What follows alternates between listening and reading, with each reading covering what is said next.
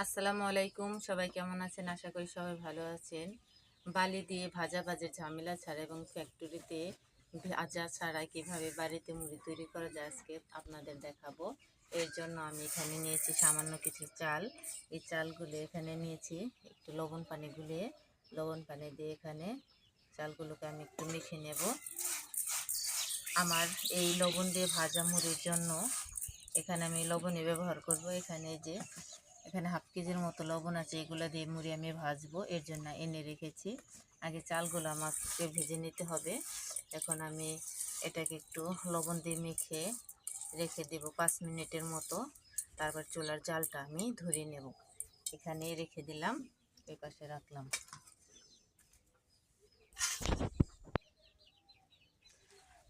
এই যে চুলাটা দেখতে পাচ্ছেন, আমি কড়াইটা বসিয়ে দিয়েছি, কিন্তু চুলাটা অনেক দিন যাবৎ জ্বালানো হয় না। বৃষ্টির পানি একটু গিয়েছিল, এর জন্য জ্বলতে একটু সমস্যা হবে মনে হচ্ছে, একটু ভিজা ভিজা লাগছে। আমি এখন জালটা ধরিয়ে দিলাম। এখানে যে কাগজ দিয়ে জালটা ধরাচ্ছি, কিছু খেয়াল নিয়েছি। শুকনা খড়ি দিয়ে জালটা ধরালে জালটা তাড়াতাড়ি ধরে, পাতা দিয়ে বা খের দিয়ে ধরালে তাড়াতাড়ি ধরে যায়। এবার এই যে ঢোলটা দেখছেন, এগুলো এখন দিয়ে দেব চুলায়। তার বিসমিল্লার নামে আমি চাউলটা ভাজা শুরু করে দেব। চুলা অনেকটাই ভিজে গেছে, জানি না কি হয়।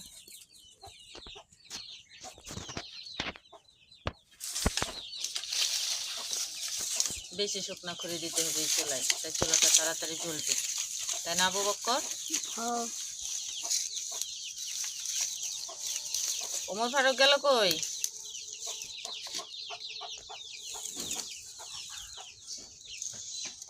অনেক ধোয়া হচ্ছে।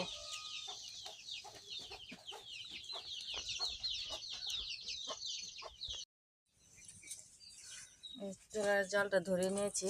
এই চালগুলো একটু ভিজে গেছে, এবার চালগুলো একটু ভাজা দিয়ে নেব।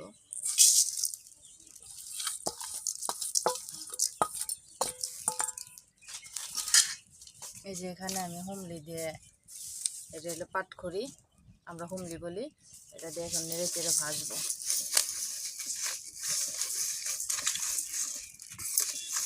আমরা আগে মুড়ি ভাজতাম মাটির রাঙে ভাজতাম বালি দিয়া, কিন্তু এখন নতুন নতুন টেকনিক বের হচ্ছে, নতুন নতুন প্রযুক্তি বের হচ্ছে, এক একজন এক একভাবে মুড়ি ভাজে। চালটা ভালো করে ভেজে নিই। প্রায় ভাজা হয়ে গেছে। ভাজা ভাজা হলে একটা গ্রান। কেন তুমি মুড়ি খাইবা? হ্যাঁ, আমি তো তোমার জন্য ভাজতে বাবা। ভাজা হইলে তারপর তোমার আগে দিব। হ্যাঁ, আমার মা নিয়ে পেট ভইরা মুড়ি খাইবে। চালটা প্রায় ভাজা হয়ে গেছে। ভাজা হয়ে গেলে একটা গ্রান বের হবে, লাল লাল প্রায় হয়ে গেছে। আমি আর একটু ভেজে তারপর নামাই নেব। আর দেওয়া যাবে না কিছু বাবা, বেশি খড়ি দিলে একটু পুড়ে যাবে। খেলো গা, ওটা দিয়ে তুমি খেলো গেলো, বেশি খড়ি দিলে পুড়ে যাবে। হয়ে গেছে প্রায় ভাজা। কোকিল ডাকছে, বসন্তের কোকিল, কি সুন্দর আওয়াজে কুহু কুহু করে কোকিল ডাকতেছে আমার চুলের পার।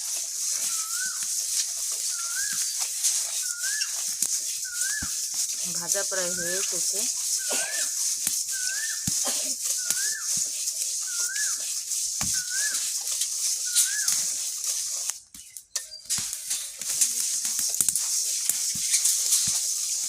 এখন আমি নামিয়ে নেব।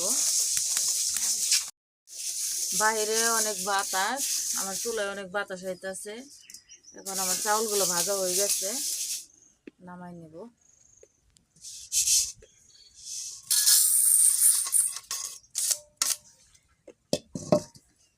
এবার কড়াইয়ের ভিতরে আমি লবণটা দিয়ে দিলাম। লবণটা আমি ভালো মতো ভেজে নিব, ভেজে একদম গরম করে নেব। গরম করে নেওয়ার পরে তারপরে তার ভিতরে যে চাল দেব, মুড়ের চালগুলো, মুড়িগুলো পটপট পটপট করে ফুটবে, ভালো লাগবে।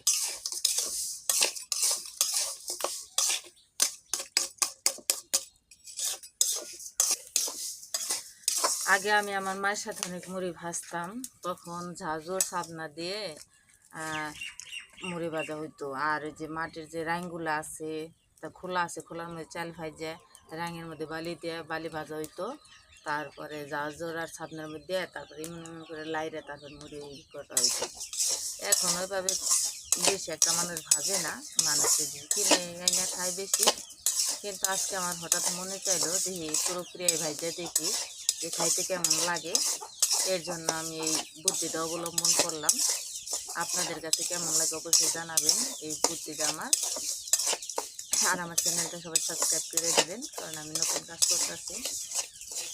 বালি ভাজা হয়ে গেছে, এদিকে ধরো ক্যামেরাটা, এদিকে ধরো।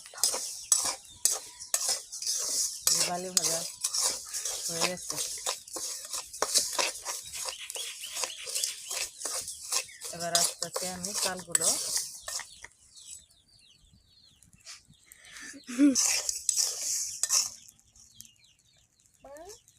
আপনারা কিছু মনে করবেন না, বালিতে ভেজা অভ্যস্ত তো, এর জন্য বারবার মুখে শুধু বালি আসছে। লবণগুলো গরম হয়ে গেছে, এখন আমি এই লবণের ভিতরে কিছু চাল দিয়ে দিব। বিসমিল্লাহ। অল্প অল্প করে ভাজবো, দিয়ে দিলাম।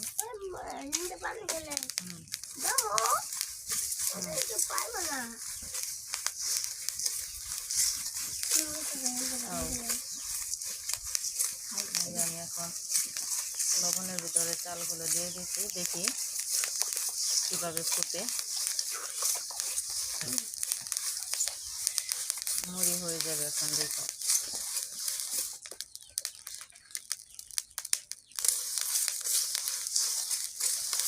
পটপট করে ফুটতেছে।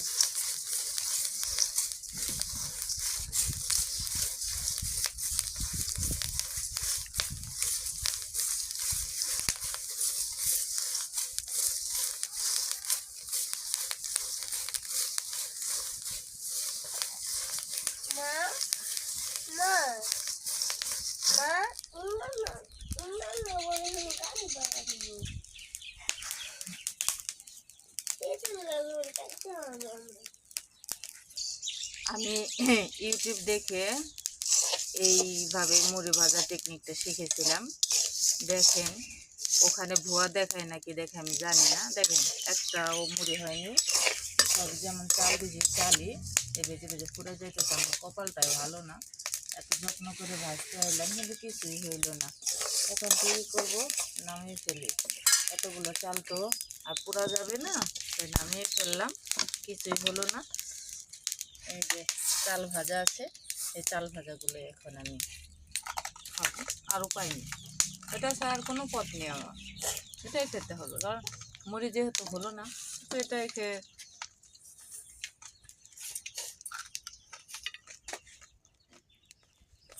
সবাই আমার চ্যানেলটা সাবস্ক্রাইব করে দেবেন, আর আমার মতো কেউ বোকা হবেন না, এবার মুড়ি ভাজতে যাবেন না। আগের যুগের মাছ চাষিদের বুদ্ধিটা অবলম্বন করবেন, বালু দিয়ে মুড়ি ভাজবেন। এই বুদ্ধিটা কেউ খাটাতে যায় না। ভালো থাকবেন, সুস্থ থাকবেন, আল্লাহ হাফেজ।